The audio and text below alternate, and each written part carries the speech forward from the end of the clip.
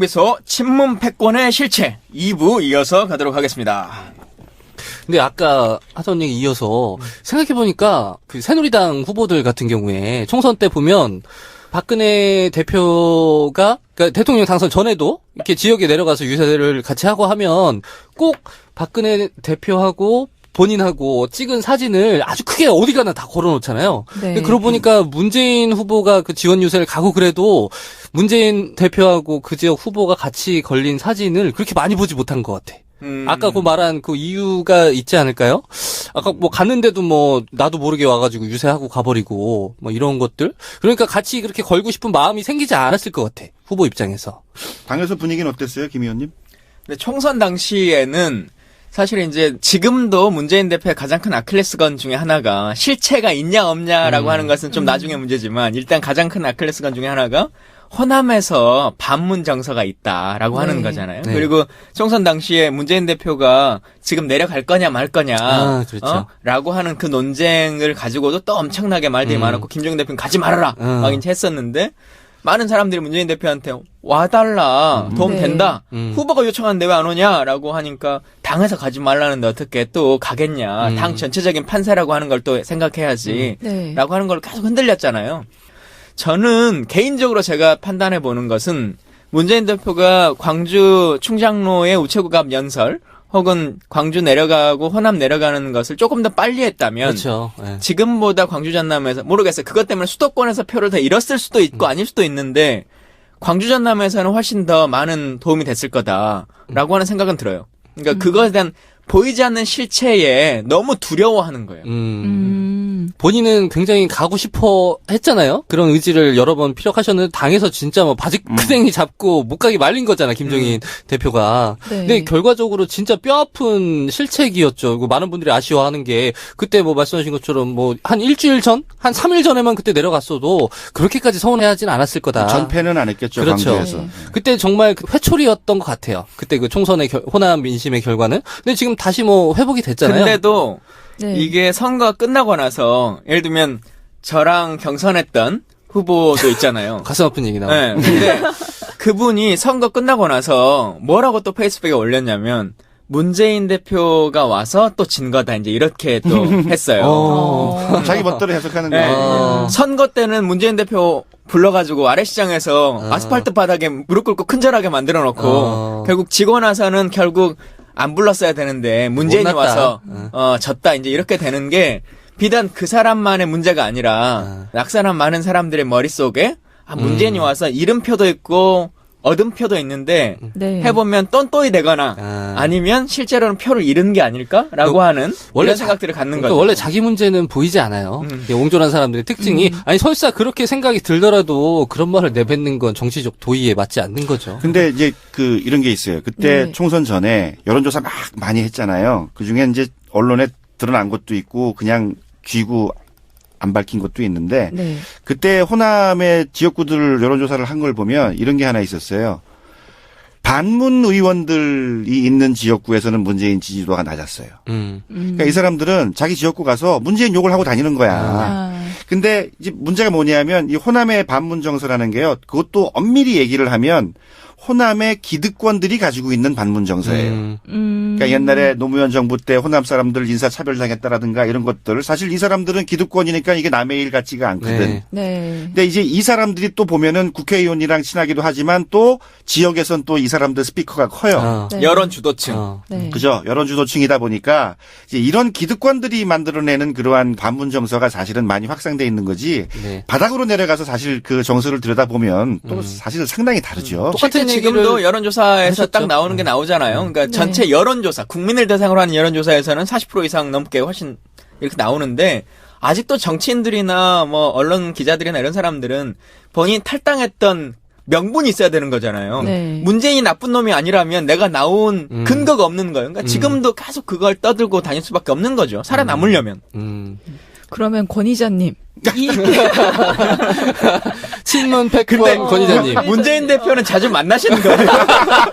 내가 몇 번 만나. 근데 가장 최근에 언제 만나셨어요? 가장 최근에. 최근에 부산에 그때 오셨을 때 부산서 이제 무슨 토크 콘서트나 이렇게 진행을 제가 워낙 많이 하니까 이분을 제가 둘이서 마주한 적도 있어요. 근데 처음엔 기억을 못 하시더라고. 그래서 맨날 볼 때마다 처음 만나는 것처럼 인사를 하시는 거예요. 그래서 좀 섭섭하지니까 네. 이분 이런 단점이 또 있어. 근데 이제 몇 번 보고 나니까 그다음에 아는 척은 와서 하려고 반갑게 인사를 하려고 그러는데 또 안녕하십니까 하고 가요. 이건 뭐냐면 내 이름이 기억이 안 나는 거예요. 저는 이것도 계속 문재인 대표의 주위에 있는 참모들이 역할을 더 해야 된다고 계속 주장하는 사람인데 그때 그분입니다라고 얘기를 할 수 있잖아요. 악마는 프라다를 입는다 영화에 보면 그 비서가 그 일을 하잖아요. 네. 그걸 미리 사전에 외워서 오늘 참석하는 사람들이 누구니까 뒤에서 살짝 어떤 브랜드의 누구 편집장입니다. 그렇죠, 그렇죠. 이렇게 뒤에서 살짝 언급해줘야 되는데 지금 그것들을 제대로 수행해주지 않고 문 대표의 암기력과 기억력으로 조선팔도 있는 사람을 다 외워서 당신이 아는 척을 해주라 라고 하는 것만 주장한다면 명색이 가장 유력한 대선 주자의 캠프의 비서실이라고 하기에는 그래서 사실 능력 이게 부족인 거죠. 저도 그때 한번 산행을 같이 갔었는데 이분이 좀 빨라요. 네. 그래서 옛날에 그 특전사 출신이라. 법무법인 부산의 직원들이 산행 가자 그러면은 좀 곤혹스러워했대. 문 대표는 빨리 올라갔다 빨리 내려가는 스타일이에요. 근데 그날도 이렇게 앞에 가는데 내려가고 있는데 저쪽에서 이제 부산의 그 범어사 쪽에 아주머니 두 분이 이렇게 올라오세요. 근데 난 바로 뒤에 가니까 이분들이 말씀하시는 걸 내가 들은 거야. 네. 두 분이 이렇게 문재인 그 후보 이렇게 지나서 이렇게 와서 내 앞에서 뭐라고 그러면 저 문재인 아이가? 딱 이러는 거예요. 네. 맞다 그러니까 근데 와 인사 안 하노? 그때 문 대표는 누구랑 막 얘기를 하시면서 내려가는 중이었는데 이제 그 지나가는 사람은 자기한테 인사 안 했다고 그게 또 이제 섭섭한 거지. 근데 이게 내가 보니까요 지자체장을 했었으면 그러면 이게 네, 굉장히 맞아요. 좀 빨라요. 네. 그분들을 보통 보면 명함 하나 받아도 깨알같이 쓰고 네. 다음에 내가 어느 자리에 나가면 그 사람들 누군지 다 확인을 하고 이런 식으로 하시는데 이분은 정치 입문이 좀 짧기도 했고 얼마 안 되다 보니까 이제 그런 센스나 그런 감각이 좀 떨어지시는 거지. 초선 의원이잖아요. 제가 정치인 만나보면 그 능력 있잖아요. 사람 기억하고 암기하고 하는 것. 이거는 이낙연 전남지사가 진짜 독보적이에요. 어떤 행사장에 축사를 하러 가잖아요. 그러면 네. 중앙에서도 마찬가지인데 중앙에서 사선 의원 했으니까 그때도 그렇지만 지역에서 행사를 해보면 전남지사니까 순천의 어떤 행사장에 온다. 그러면 순천 사람들을 잘 모르잖아요. 자기 지역구도 아니었고. 근데 그 행사장에 있으면 대부분은 오늘 행사를 주최한 무슨 회장님 이하 수고 많으셨습니다. 이렇게 얘기하고 끝내는데요. 한 명 한 명 다. 앉아있으면 원고가 없어. 원고가 없는데 한 100명 있는 행사다. 그러면 앞라인과 둘째 줄에 앉은 한 25명은 다 알아. 읊어. 직설 편집장인 정주식 씨와 이렇게 쭉쭉쭉 그 25명을 하면 다음 차례까지는 알까? 모를까? 알까? 모를까를 계속 사람들이 쳐다보게 만들어. 다른 축사가 없어. 행사에 대한 안내를 하지 않고 그 사람 그러니까 아마 차에서 다 외워오겠죠. 그 이름표를 보고 지사가 오니까 정해진 자리에 앉을 거고. 근데 그거를 아무런 페이퍼 하나 꺼내지 않고 그걸 쭉 읊어주는 걸로 이 사람이 나를 원래 기억했구나 라고 하는 걸 주고 딱 가는 거죠. 그럼 거기서 몇십 표가 나오는 거예요. 맞아요. 저도 옛날에 이제 좀 오래됐지만 심대평 충남지사에 대한 또 그런 얘기를 들었거든요. 그래서 그렇게 오래 하신 분들 보면 다 그런 데서 그 관록이 딱 묻어나오는 것 같아요. 자, 이제 전문가를 모셨으니까 전문 얘기 들어봐야 되는데 맞아요. 깊이 갑시다. 아까 제가 여쭤보고 싶었던 게 그 여론조사, 그 바닥 민심과 언론에서 야권의 정당들이 말하는 반문, 이게 완전 괴리가 있는 거잖아요. 이걸 어떻게 좁힐 수 있을까? 이거에 대한 것도 진단이 있어야 될 것 같거든요. 이 시간이 필요한 거죠. 다선 정치인들이. 사실 예를 들어서 저는 이제 한 재작년쯤에 개인적으로 그런 생각을 했어요. 그때 이제 반노 정서도 굉장히 셌고 뭐 노무현 빨갱이 이런 말도 안 되는 얘기들이 많이 막 돌아다닐 때 이게 시간이 지나가면 달라질 거라는 생각을 좀 했거든요. 물론 이제 그 박근혜에 대한 그 반작용이기도 하지만 지금 다시 노무현에 대해서 얘기하는 사람들이 또 굉장히 또 많아지지 않았어요. 네. 그래서 반노, 반문 정서 이거는 마치 종북이 3, 4년 전과는 다르게 굉장히 위력을 잃어버린 것처럼 그러한 반노, 반문 정서도 시간이 지나면 많은 사람들이 이제 그 실체를 알게 되고 제대로 이해를 하게 되고 달라지지 않을까. 지금 그 과정에 있는 것 같아요. 일단 그 민주당 내에서 반대 세력이 나갔잖아요. 그것만으로도 상당히 정화가 된 것 같아. 일단 적어도 그 분탕질이 당 내에서는 안 일어나요. 근데 그 나간 분들이 당 밖에서도 지금 막 패권이라고. 아니 남의 당 사람들이 왜 그 남의 당의 그 패권을 이야기를 하고 있어. 당 내부 문제인데. 그렇죠. 그리고 저는 웃긴 게 그 많은 사람들이 저 문재인 당에다 뭐 이렇게 얘기를 하잖아요. 네. 대선 코앞에 두고 대선 후보 지금 지지율 1위 후보가 있으면은 당연히 그쪽으로 세력이 모이는 건 당연한 거죠. 옛날에 네. 이회창 대세론이 있었을 때 두 번, 그 양반 한 10년에 걸쳐서 지지율 1위였는데 네. 한 9년 5개월 동안. 근데 그때 당연히 이회창 당이었고 지지율 1위 후보가 나오면 그쪽으로 쏠리는 건 너무나 당연한 거거든요. 그렇죠. 네. 이제 그걸 가지고 시비를 거는 것도 굉장히 저는 좀 저급하다고 봐요. 자, 근데 이제 문재인 대표가 지금 가장 선거에서 좋은 분위기가 될 수 있는 큰 이유 중에 하나는 네. 원래 더불어민주당의 지지 세력이라고 하는 공간 외의 곳에서도 인기가 높은 거잖아요. 뭐 부산 그렇죠. 경남이라든가 대구라든가 뭐 이제 이런 곳인데 부산에서 이제 오셨으니까 네. 부산의 지금 여론 동향 혹은 민심 이런 것들은 좀 어떻게 평가하세요?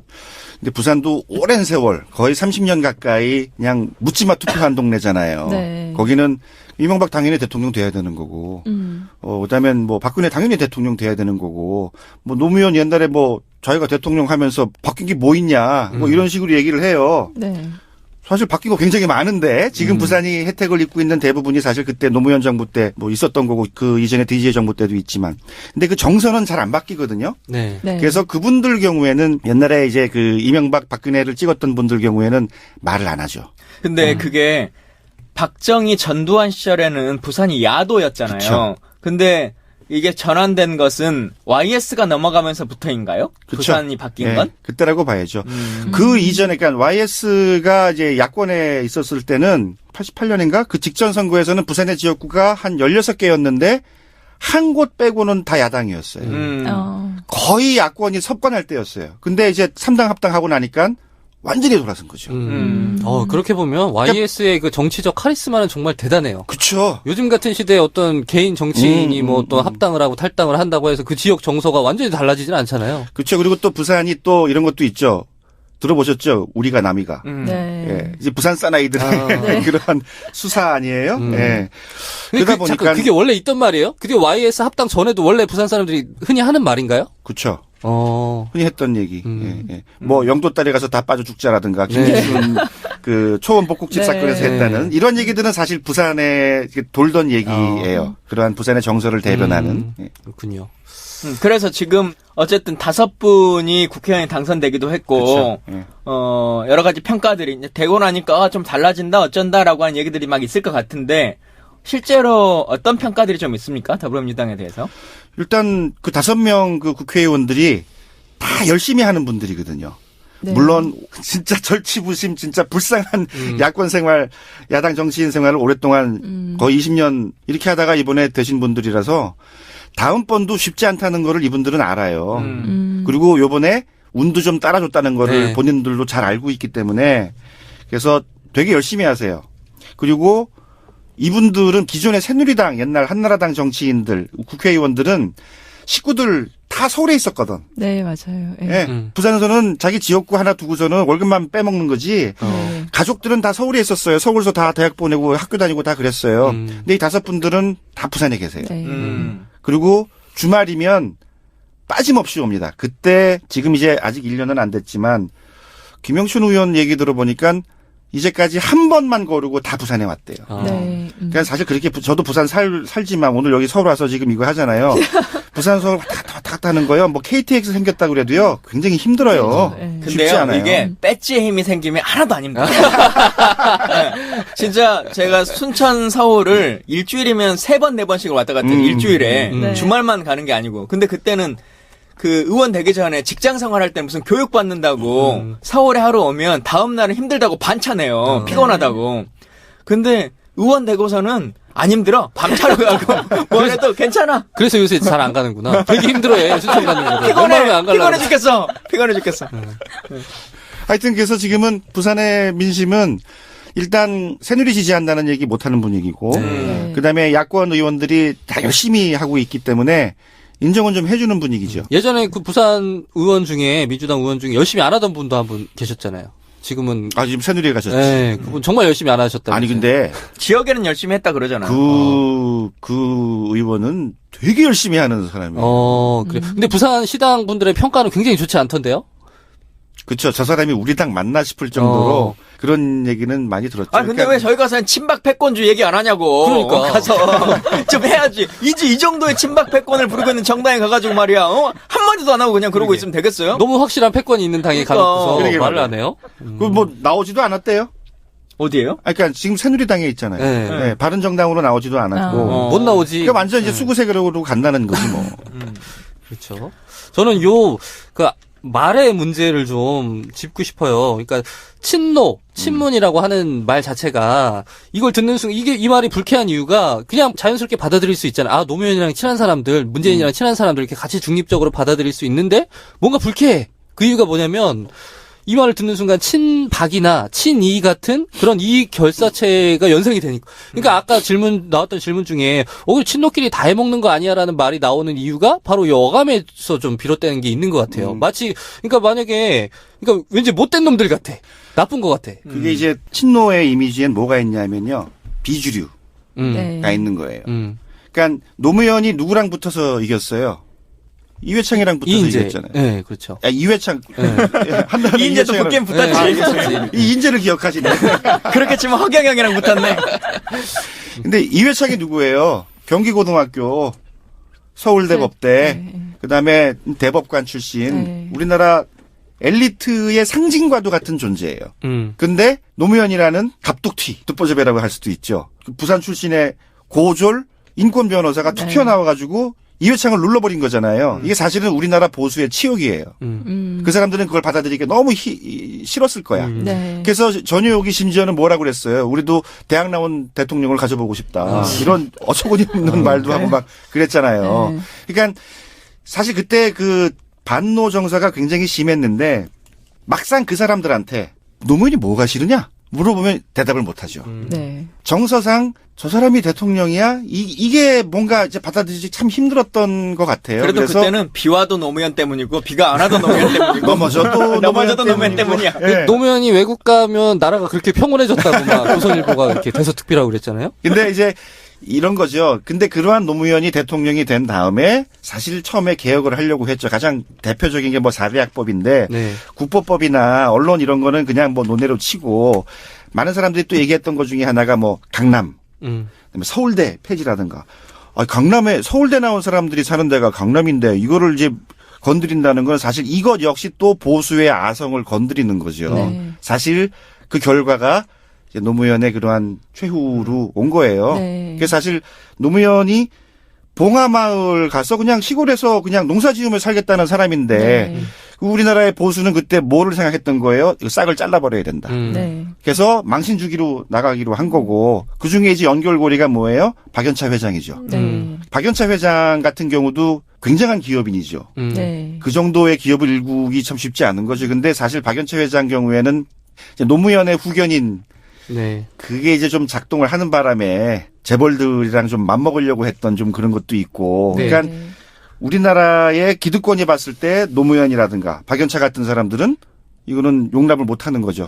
이거 싹을 없애버려야 된다 해서 네. 하다가 결국 그런 비극이 발생을 한 건데 사실은 그 실체는 없어요. 그냥 열심히 일해서 그다음에 인권 변호도 했고 민주주의를 위해 싸웠던 사람인데 그 사람이 안 될 이유가 뭐가 있겠어요. 그런데 대통령이 됐다는 이유만으로 조진 거죠. 4대 개혁 얘기를 하셨으니까 사실 이제 이 문제가 문재인 대표를 약간 비토하는 비문정서 중에 있는 게 노무현 뽑아놨더니 말로는 검사와의 대화해가지고 막 다 어떤 개혁을 할 것처럼 말을 했고 시스템으로 세상을 바꿀 수 있다라고 얘기를 하면서 사정기관에 대한 권력들 뭐 국정원이라든가 검찰이라든가 국세청이라든가 이런 권력들을 이제 내려놓은 거잖아요. 네. 근데 그 나쁜 제도와 사회적 관행은 그대로 있는데 대통령 혼자만 깨끗한 척 한다고 그걸 다 내려놓으니까 스스로가 당한 거 아니냐라고 하는 불만들이 있잖아요. 그리고 그것을 문재인 대표에게는 노무현 버전 2가 되는 거 아닐까. 네. 그래서 이재명식의 강한 카리스마와 그냥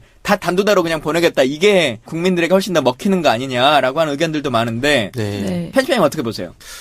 정치인의 카리스마라고 하는 게 잘못 이해가 되고 있는 것 같아요. 보통 우리가 흔히 정치인의 카리스마라고 했을 때 DJ나 YS나 예전에 뭐 유해찬 같은 아주 그 당내 그 총재, 아주 막강한 그 제왕적 권한을 갖고 있던 총재들의 카리스마를 연상하는데 사실 이거는 지양되어야 하는 없어져야 될 가치인 거죠. 거죠. 근데 많은 분들이 아직도 박정희처럼 전두환처럼 이렇게 힘 있는 뭔가 이렇게 밀어붙이는 사람이 필요해. 그래서 이명박 뽑아준 거잖아요. 네. 그러니까 이거는 좀 민주제에 대한 좀 이해가 좀 확산이 되면 그 민주제가 확산되는데 시간이 좀 걸리는 거고 문재인이 대통령 지금 된다고 시점에서 갑자기 국정원이 아이고 착한 사람으로 딱 변하는 건 아니잖아요. 그러니까 문재인이 좀 사이다를 좀 많이 드셔야 돼. 그러니까 근데 실제로 이렇게 비춰지는 유약한 이미지와는 좀 거리가 있어요. 그 정의준 교수님 말씀하신 것처럼 문재인 대표 실제로 만나보면 정말 놀라울 정도로 할 말 다 하시거든요. 그러니까 이분한테는 정치인 냄새가 안 나는 게 뭐냐면, 그러니까 정치인으로서 좀 불리할 수 있는 말 조심할 수 있잖아요. 애둘러서 표현해서 듣기 좋은 말 할 수 있는데 이분은 그런 게 없어. 그 지난번에 기억나지 않는다 그거. 네, 기억나지 않는다 발언도 그것도 기억이 안 나도 얼마든지 그냥 듣기 좋게 유리하게 표현할 수 있는 거잖아요. 근데 대본에 그냥 기자가 물어본다고. 근데 결국은 그것도 노무현 버전 2잖아요. 그렇죠. 그렇기 때문에 사이다를 좀 마셔야 된다. 교수님은 어떻게 판단하세요? 네. 그 사정기관에 대한 권한이나 이런 것들을 또 다 내려놓고 민주주의라고 하는 걸 가지고 이겨낼 수 있을 것이냐? 참여정부 때 경험이 있으니까 거기서 좀 배우셨겠죠. 예. 가진 권한은 적절한 수준에서는 활용을 해야 되고. 근데 이건 개별 정치인에 대한 아쉬움을 얘기하기 전에 정치 문화나 이거는 뭐 정치인이 대중을 탓할 수 없겠죠. 김광진 정치인이니까. 근데 이거는 바라보는 시선의 문제가 명확하잖아요. 그러니까 그런 그 민주적이지 않은 카리스마를 정치인에게 요구하는 것 자체가 잘못된 정치 문화인 거죠. 이거는 그렇죠. 우리가 얘기할 수 있는 부분이죠. 그래서 예를 들어서 저는 미국이 이제 트럼프가 대통령이 돼서 뭐 이제 천지개벽할 것처럼들 생각을 하시는데 네. 미국은 가장 대표적인 그 시스템에 의해서 움직여지는 나라예요. 그렇기 때문에 대통령이 한 명이 바뀐다고 해서 그렇게 크게 뭐 왼쪽으로 갈게 오른쪽으로 가고 뭐 오른쪽 갈게 왼쪽 가고 이런 거는 전 아니라고 생각을 해요. 그럴 것 같아. 트럼프는 그럴 것 같아. 그 질문을 좀 좁혀보면 이런 거죠. 그러니까 제일 이재명 시장에 열광하는 사람들이 문재인한테 아쉬워하는 게 이거죠. 문재인이 대통령이 되면 박근혜, 최순실 다 풀어주는 거 아니야? 이런 말씀도 하셨잖아요. 명예로운 퇴진 그러니까 그게 너무 걱정이 되는 분들이 많은 것 같아요. 이걸 어떻게 보세요? 근데 그 부분은 그러니까 자기 사람 자기 지지 기반이 부족해서 제2의 노무현이 되는 거 아니냐. 노무현 대통령이 했을 때 그 자기 사람을 심지 못한 게 가장 안타깝다 이런 평가들이 있잖아요. 반기문 같은 사람 외교부 장관 시켰어. 근데 저는 박근혜 최순실 사태가 있기 때문에 사람들의 시각이 많이 달라졌다라고 생각을 하거든요. 그래서 아까 말씀하셨듯이 시간이 가면 좀 달라졌다. 이 부분에 저는 조금 그때와는 다를 것이다라는 데 방점을 찍고 싶거든요. 사람들의 생각이 달라졌을 거다. 네. 그리고 그 명예로운 퇴진 그 관련해서 말씀을 드리면 퇴진을 명예롭게 하겠다는 거지 법적인 그 처벌을 면하게 할 그런 얘기는 아니잖아요. 청와대에서 나오는 것까지가 퇴진이야. 그게 뜻이야. 청와대에서 명예롭게 나오시게 하고 그다음에 이제 갈 때는 가셔야 되고. 네, 그거는 문재인 대표를 좋아하시는 분들 그렇게 해석을 하시는데 그냥 그 시점에서 정말 부적절했다고는 느껴져요. 그게 많이 우려되는 그게 막 그 최순실 게이트가 세상에 이제 모습을 드러냈는데 이게 언제 구속시킬지 막 사람들이 막 공분에 차 있는데 거기다 대고 명예롭게 퇴진하시라 이거는 근데 이제 시즌치 못했던 바람 같아요. 뒷말이 하나 있죠. 지금은 탄핵 정국인데 당시에는 하야냐 탄핵이냐 이제 이게 있는 상황에서는 빨리 그냥 그렇게 해서 하야하라 라고 하는 뒷말이 있었던 건데 여튼 그건 넘어가고 촛불 민심하고 괴리돼 있던 건 맞았던 것 같아요. 그 바람이. 자, 우리가 시사 정비소잖아요. 정비를 좀 해줘야 될 텐데 오늘의 화두가 어쨌든 문재인이라고 하는 것으로 이제 계속 기결되고 있는데 문재인 대표가 대통령이 되려면 어떤 것들이 좀 정비가 필요하다 라고 하는 얘기를 조금 해볼까요? 거기서 저는 친노라는 말에 대해서 그러니까 요 말의 문제가 뭐냐면 친문이나 친노라는 말이 나오기 전에는 이렇게 표현했잖아요. 동교 동계, 상도 동계. 누가 봐도 YS DJ 개파라는 거 알면서도 불구하고 이렇게 애둘러서 표현한 데는 이유가 있는 거죠. 친노나 친박, 친이 이렇게 부려버리면 뭔가 그 나쁜 패거리 같은 느낌이 확 들어. 저는 이런 개파 구분을 어떤 특정 인물에 대한 그 이름을 시사정비소에서 좋은 이름 하나 지어주세요. 그러니까 이거 뭐라고 지어주세요, 편집장님. 그러게 뭐라고 부를까요? 그러면 양산계? 어디 사시죠? 문재인 전 대표가 어디 사시죠?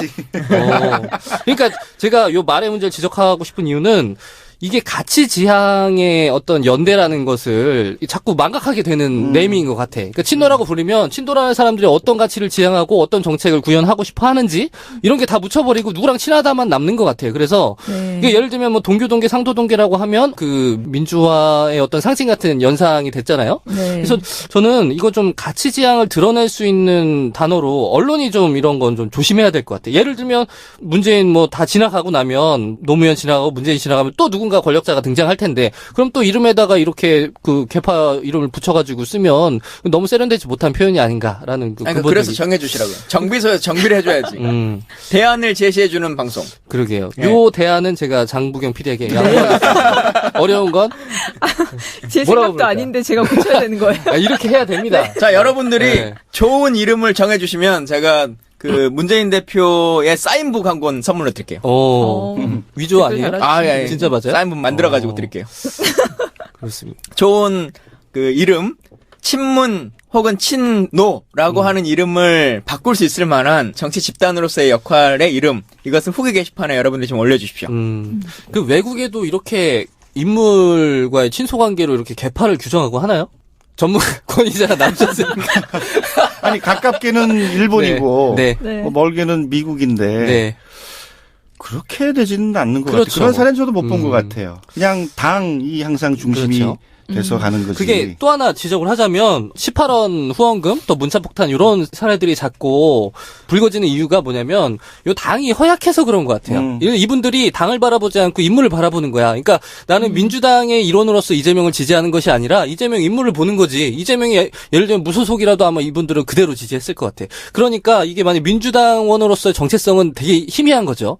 어떤 특정 그 인물에 대한 뭐 어떤 열성적인 지지만이 남아있다 보니까 이것도 좀 이분들을 큰 당의 테두리 안에서 좀 포용할 수 있는 당의 어떤 그 건강성 뭐 이런 게 좀 필요할 것 같아요. 저도 이 부분에 공감하는 게 어쨌든 대통령으로서 제대로 지지 기반을 잡고 정책을 해나가려면 개파가 아닌 정당 정치에 더 뿌리가 깊어져야 된다고 저도 한 표를 던져요. 네. 그렇죠. 그게 이제 개보라는 것도 있을 수 있고 뭐 사실 개파도 있을 수는 있어요. 근데 이 흔히 얘기하는 파벌이 돼가지고 패권을 행사하는 뭐 그런 거는 좀 이제 지양이 돼야 되는데 지금 딱 더민주의 상황이 그 과정 안에 있지 않나 그런 생각이 듭니다. 자, 여튼 그 정당 민주주의라고 하는 것으로 잘 가면 좋은데 역사라고 하는 게 우리가 원하는 것만큼 바로 급진적으로 딱 가지 않기 때문에 한 발 한 발씩 나갈 수밖에 없다고 생각해요. 그래서 그건 같이 병행해 나가면서 고민을 해야 될 것 같고 다시 제가 아까 드렸던 질문으로 좀 돌아가면 시사정비소에 걸맞게 자 문재인에게 정비 하나씩 좀 해주죠. 저는 권위자님의 권위에 엎혀서 그렇죠. 뭐 다 떠넘기기 판이야. 친문 패권 17년 연구가의 그 의견을 한번 들어보겠습니다. 그 이제 할 수 있는 개혁이 있고 좀 버거운 개혁이 있어요. 사실은 이제 노무현 대통령 경우에는 반보만 생각했었으면 어떻을까. 근데 이분은 이제 성큼 한 발을 내디디려고 했던 거지. 그러다가 이제 좀 안 좋은 결과가 우리한테 오기도 했는데 지금 뭐 문 후보든 이재명 후보든 뭐 안희정 지사든 간에 나름의 생각은 다 있을 거라고 생각을 해요. 우리가 할 수 있는 개혁이 어디까지인가. 그래서 지금 상황은 근데 일단 박근혜 최순실 게이트 때문에 이건 거의 뭐 국정이 지금 국가기강이 지금 허물어진 상황이니까 국가기강을 다시 세우고 그다음에 이제 아까 김 의원님 말씀하신 대로 우리가 시스템이 없어서 이렇게 된 게 아니잖아요. 근데 그 전횡하는 사람들이 있다 보니까 이렇게 된 건데 이제 그런 부분들을 좀 바로잡는 데 먼저 치중을 하시면 어떨까. 그러면 이제 국민들도 거기에 대해서는 동의 내지는 호응을 할 거고. 국가 기강을 바로 세워라. 이거 권위자님의 의견 치고는 너무 평이한데요. 더 센 거 없나요? 너무 국가 기강 이거 당연히 세워야지. 그럼.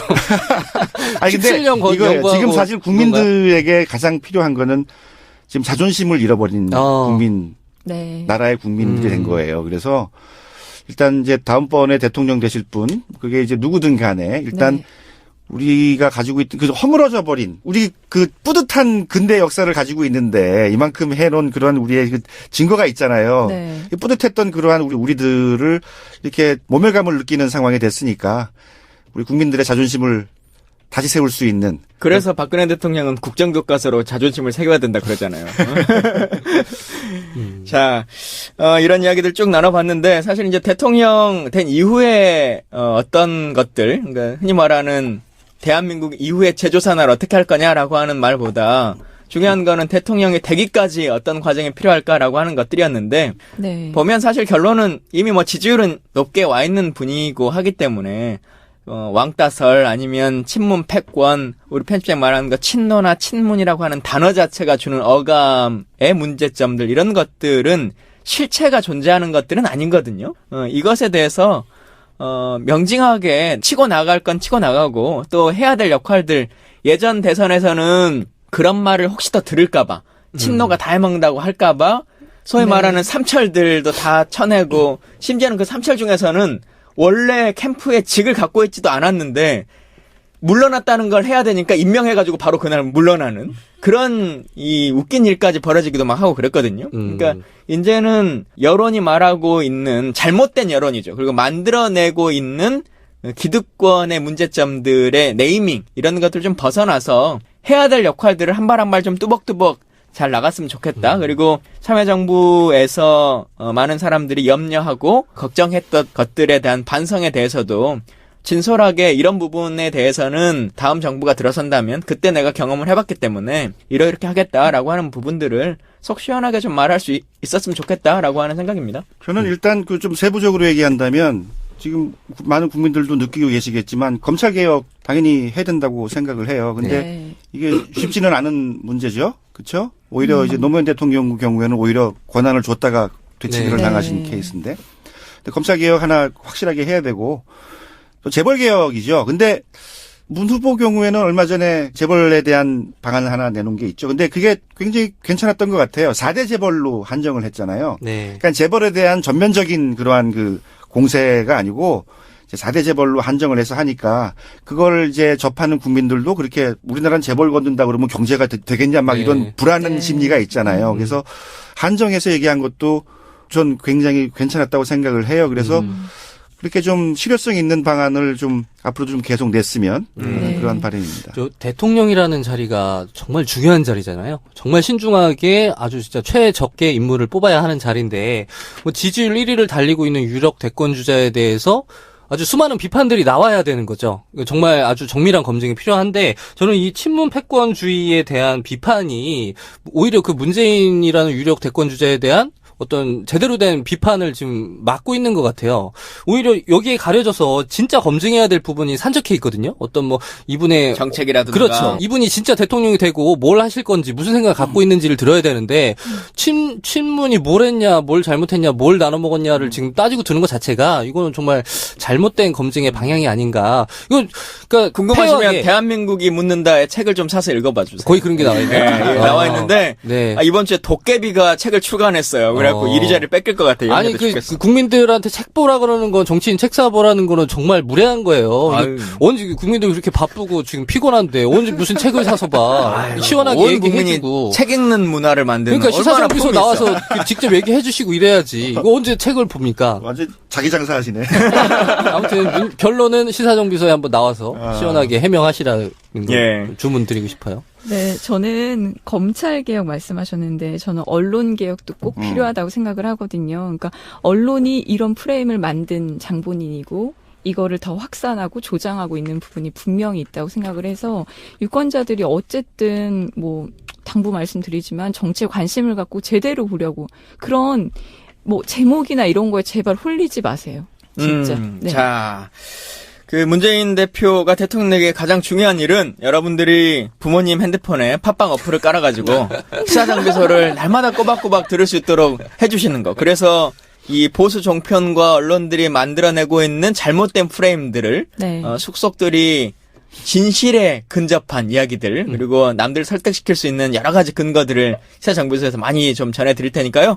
여러분들이 함께 시사정비소 1위를 만들어주시면 바로 문재인 대표가 대통령 되는 도움이 되지 않을까 라고 생각합니다. 예. 아니 어르신들 보면은 집에서 그냥 다른 일을 하셔도 텔레비 켜놓잖아요. 옛날엔 KBS 틀었는데 요즘엔 종편 틀어놓고 그냥 맞아요. 계시잖아요. 네. 요즘엔 시사정비소 트시죠. 그러니까 그러려고요. 이제.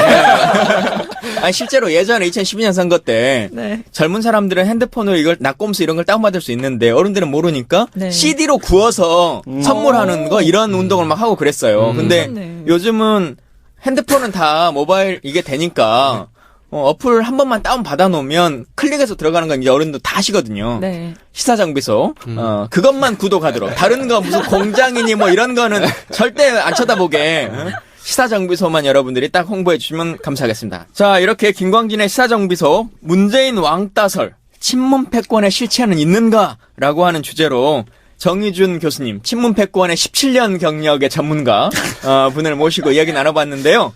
오늘 방송 어떠셨어요? 재밌네요. 제가 여태까지 보통은 와서 진행을 해달라, 이렇게 그런 역할만 했는데, 이게 인터뷰도 당하고, 진행도 당하고 하니까는, 뭐, 새로운 얘기도 좀 하고, 새로운 기분이 들기도 하고, 예, 아주 재밌는 시간, 즐거운 시간 보냈습니다. 오늘은 문재인 대표에 대한 이야기를 하셨는데, 원래 저희 방송 프로그램 중에 하나가, 그 이름하야 섀도우 캐비넷이라고 이 사람이 다음 정부에서 뭔가를 할 수도 있지 않겠냐라고 하는 생각이 드는 사람을 불러가지고 그 사람에 대한 걸 검증해보는 시간이 있거든요. 아, 그래요? 예. 전 검증을 통과를 못하기 때문에. 그래서 그 전문가시니까 저희가 체육부 장관이나 아니면 평창 동계올림픽 위원장 그 평창 반대론자로서 어떤 입장을 갖고 계신가? 친문 패권주의 17년 연구한 분한테 체육부 장관 시키면은 뭘 하는? 아니 최순실도 다 했어. 아니, 저는 학자예요, 학자. 갑자기 학자로 돌아가. 학술진흥원장. 네, 학술진흥원장. 이분을 어떻게 모셨냐면 어제 사실 서울 올라오신 김에 잠깐 뭐 한잔 하자. 그래서 제가 이쪽으로 유인했죠. 제가 가산 스튜디오에 있습니다. 잠깐 이쪽으로 오시죠. 그랬더니 오셨는데 어제 저희가 아프리카 방송에 그냥 깜짝 출연을 시켜버렸어요. 네. 근데 이게 깜짝을 출연을 시키려고 한 게 아니라 대부분은 누군가가 녹음실에서 녹음을 하고 있으면 밖에서 잠깐 끝날까 기다릴게요 이렇게 너무 자연스럽게 하는 게 일반적이죠. 근데 이분은 문을 열고 들어와서 스튜디오에 앉으셨어. 그러니까 뭐 어쩔 수 없이 너무 자연스러워. 얘기를 할 너무 수밖에 익숙한 없는. 분위기라서. 아니 마이크 앞에 앉으셨는데 이거를 화면에 안 잡을 수가 없는 거야. 그래서 예정에 없던 질문들을 저희가 마구 만들어서 질문을 던졌는데 이분이 너무 친절하게 마치 준비하신 것처럼 대본도 없었는데 너무 잘 대답을 해주셔가지고 그러면 오늘 아예 정식 방송에 한번 나오셔라 이렇게 모셨습니다. 자, 말이 끊이지 않고 있는데요. 종종 나오셔가지고 여러 가지 현안들 전문가로서 알려주시기를 부탁드리겠습니다. 자, 이렇게 해서 김광진의 시사정비소 친문패권의 실체 2부까지 마무리하겠습니다. 감사합니다. 고맙습니다. 감사합니다.